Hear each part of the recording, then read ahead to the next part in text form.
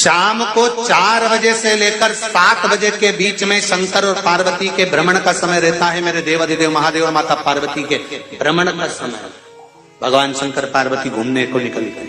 इसलिए हमारा सनातन धर्म कहता है शाम के समय पर माताओं को झाड़ू नहीं लगाना चाहिए, शाम के समय पर माताओं को चूड़ी बिछिया नहीं बदलना चाहिए, शाम के समय पर माताओं को मांग में सिंदूरा नहीं भरना चाहिए, शाम के समय पर माताओं को बाल नहीं बांधना चाहिए, शाम के समय पर माताओं को चौखट पर नहीं बैठना चाहिए। उसका कारण क्या है? क्योंकि पार्वती जी ने भगवान भोलेनाथ जी से कहा था कि तुम मुझे रोज शाम के समय प्रदोष काल में भ्रमण के लिए लेकर जाते हो, मेरे लिए आज्ञा क्या है? शंकर भगवान ने कहा सुनो पार्वती, मंदिर के अंदर नंदी रहता है, जाने वाला यात्री जब मंदिर में मेरा दर्शन करने आता है तो नंदी के कानों में कहकर जाता है कि शिव जी को मेरे यहाँ लेकर आना।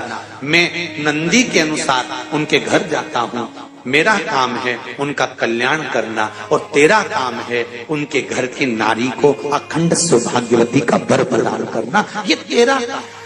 तब पार्वती माता ने कहा अखंड सौभाग्यवती होने का वर मैं तो दे दूंगी, पर उस समय पर माताएं चूड़ी बदल रही होगी, हाथ से चूड़ी निकाल रही होगी तो मैं वर कैसे दे सकती हूँ? मांग भर रही होगी तो मैं वर कैसे दे सकती हूँ? उस समय पर चूड़ी बिछिया बदला जा रहा होगा तो मैं वर कैसे दे सकती हूँ? उस समय पर झाड़ू लग रही होगी तो मैं लक्ष्मी को वहां कैसे भेज सकती हूँ? आप बताओ। तो शंकर भगवान ने कहा प्रदोष का समय एक ऐसा समय होता है, शाम का समय ऐसा होता है जिस समय पर केवल शंकर और पार्वती की आराधना का समय होता है। हम तो कई लोगों से कहते हैं अगर आपके यहाँ संपदा नहीं आ रही है, बहुत मेहनत कर रहे हो, फल नहीं मिल रहा, कहीं नौकरी, कहीं सर्विस या कहीं व्यापार या व्यवसाय में कहीं तकलीफ आ रही है, हम सबसे कहते हैं शाम का समय पकड़ लो, शंकर जी के मंदिर में दिया लगाना प्रारंभ कर दो। शिव मंदिर में अगर दिया नहीं लगा रहे हो तो बेलपत्री के पेड़ के नीचे दिया लगा। बेलपत्री और शंकर जी के मंदिर में दिया नहीं लगा रहा तो शंकर जी के मंदिर के बाहर चौखट पर दिया लगा।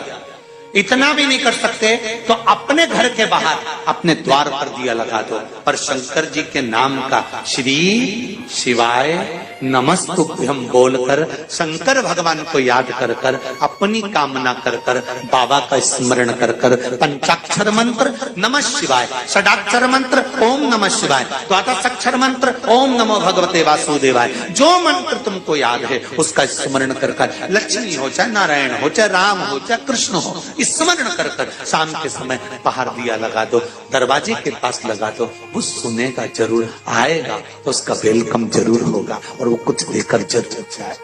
नियम तो बनाओ, उसकी चौखट पर जाकर कहना प्रारंभ कर। बृहस्पति महाराज ने कहा कि शाम का समय जो प्रदोष का समय होता है उस समय पर इंद्रदेव तुम शंकर जी की आराधना करो। शिव आराधना से शंकर जी जो मार्ग प्रशस्त करेंगे, शिव आराधना से जो शंकर जी कहेंगे वो तुम करना।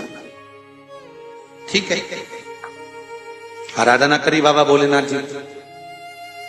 मालूम नहीं था इंद्रदेव को, बृहस्पति महाराज ने प्रदोष की महत्वता समझाई तो प्रदोष का समय जानकर शंकर जी पर 7 बेलपत्र प्रदोष के दिन इंद्र ने समर्पित कर दी बिना सोचे।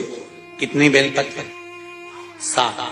प्रदोष का व्रत करो चाहे ना करो, मंदिर में चढ़ी हुई बेलपत्र को उठा लो, बेलपत्र का ब्रह्म कमल बना लो। ब्रह्म कमल का मतलब होता है डंडी बीच में रहे, आसपास पत्तियां रहे। 7 पत्ती का ब्रह्म कमल बनाकर, जैसे ये पत्तियां हैं एक जैसी रखी हुई हैं तो इसको फैला लिया, 7 पत्ती को आपस में फैलाकर ब्रह्म कमल बनाए। प्रदोष का व्रत करें ना करें, जरूरी नहीं है कि वृक्ष से ही पत्ती लेकर आओगे तो ही शंकर जी को चढ़ाओगे।